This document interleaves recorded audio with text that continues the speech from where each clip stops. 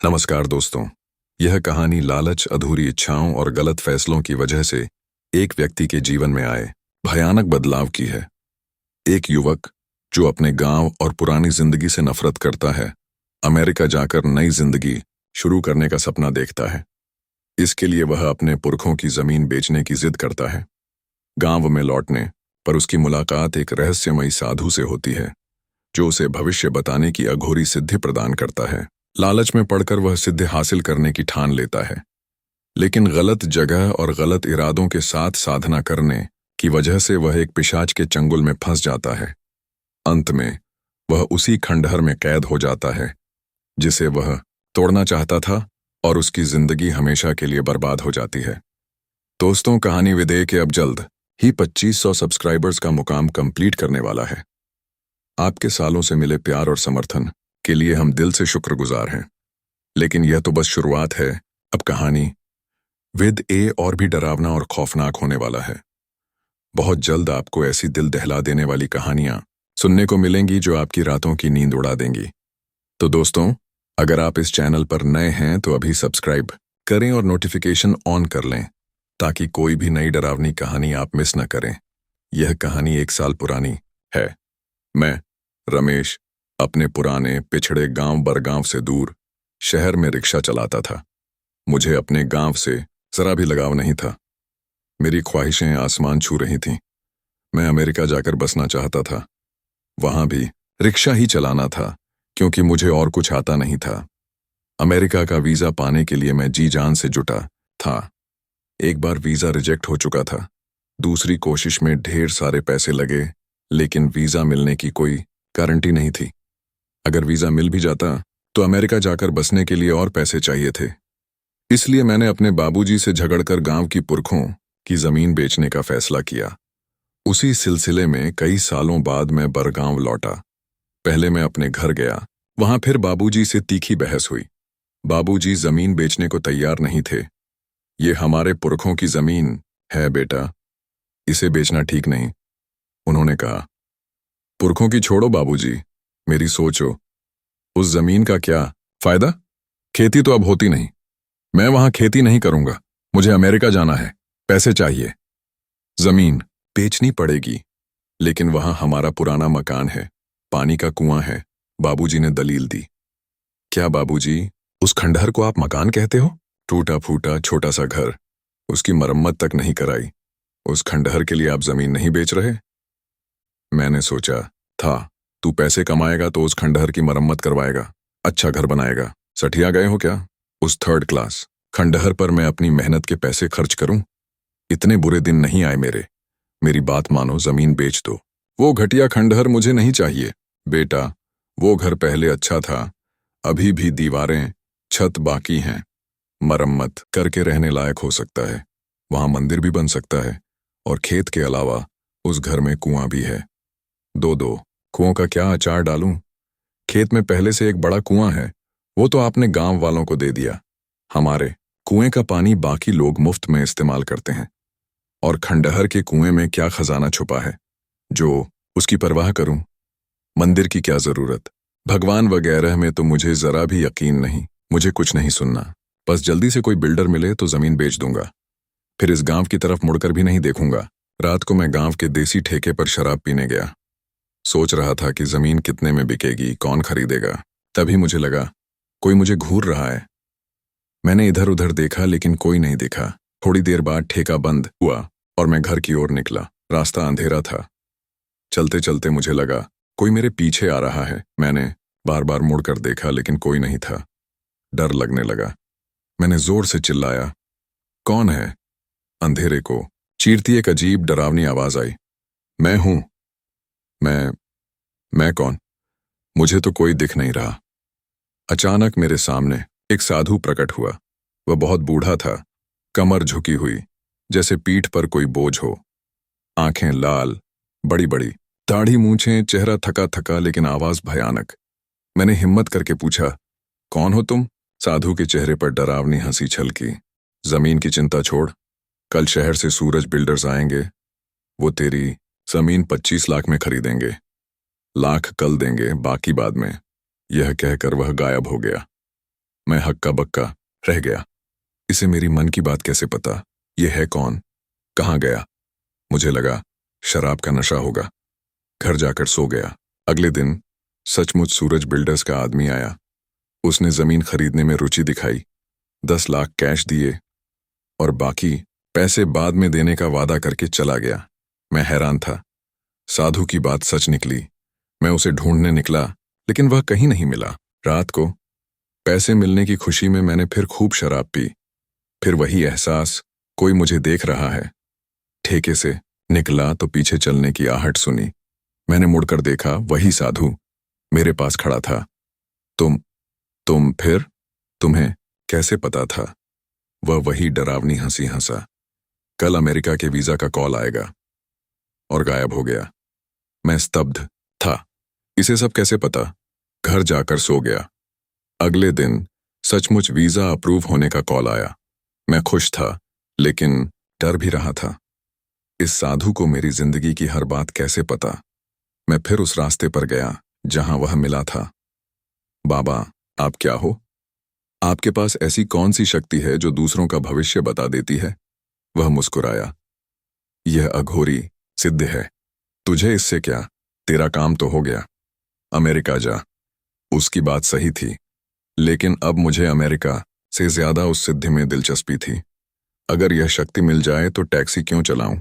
लोगों का भविष्य बताकर, उनकी मन की बात जानकर मैं दुनिया घूम सकता हूं। सारी मुश्किलें हल हो जाएंगी। नहीं बाबा, अमेरिका तो जाऊंगा, लेकिन मुझे यह सिद्ध चाहिए। उसने आंखें तरेरी। क्यों चाहिए? यह आसानी से नहीं मिलती। यह भूत भविष्य सब दिखाती है। तेरी जिंदगी की मुश्किलें बढ़ भी सकती हैं। सोच ले, कोई दिक्कत नहीं, मैं संभाल लूंगा। मुझे सिद्धि चाहिए। वह डराने लगा। यह शक्तिशाली सिद्धि है। अगर ठीक से हासिल ना हुई तो तू सब कुछ खो देगा। मैं तैश में आ गया। सोचा इस बाबा को सिद्धि है, लेकिन शेयर नहीं करना चाहता। शायद पैसे मांगेगा। तभी वह जोर से चिल्लाया, पैसे मेरे लिए मिट्टी हैं मूर्ख। मैं तंग रह गया। यह इतना आसान नहीं।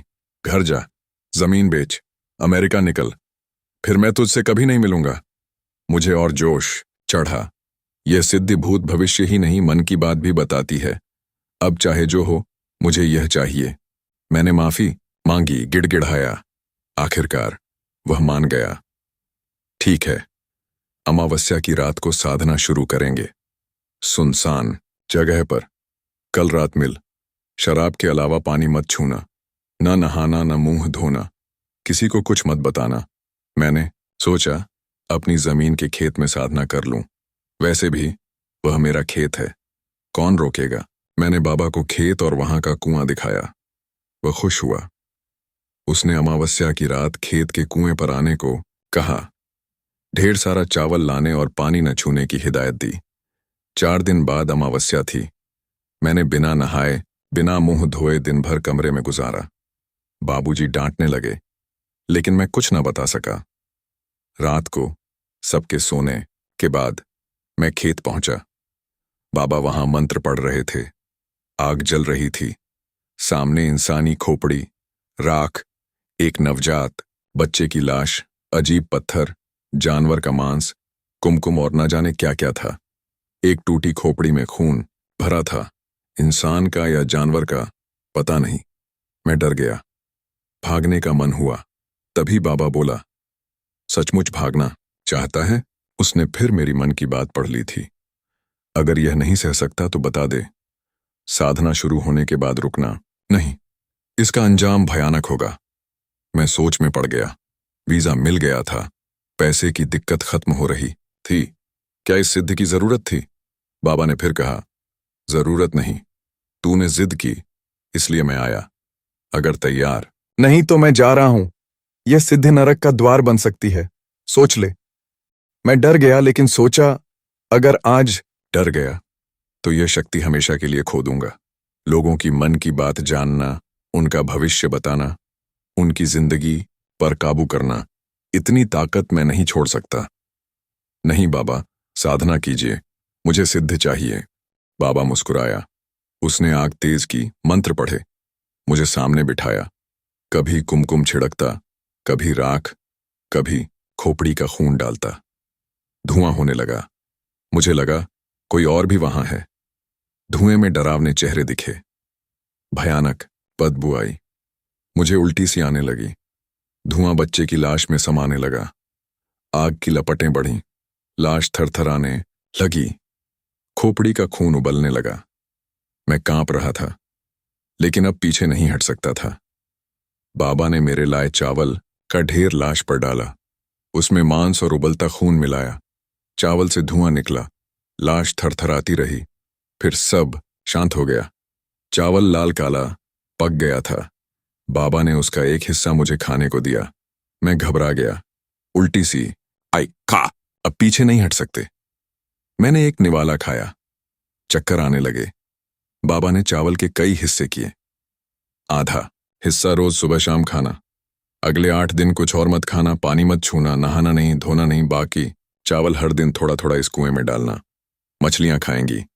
जिस दिन मछलियां चावल छोड़ दें, समझ लेना सिद्धि मिल गई। ये हमारी आखिरी मुलाकात है। वह जोर से हंसा। मुझे चक्कर आए और मैं बेहोश हो गया। सुबह उठा तो बाबा और उसका सामान गायब था। सिर्फ गंदा चावल पड़ा था। मैंने उसे खंडहर वाले घर में छुपाया और घर चला गया। बाबूजी मेरी हालत देखकर डर गए। क्या हुआ बेटा? मेरे मामले में दखल मत दीजिए।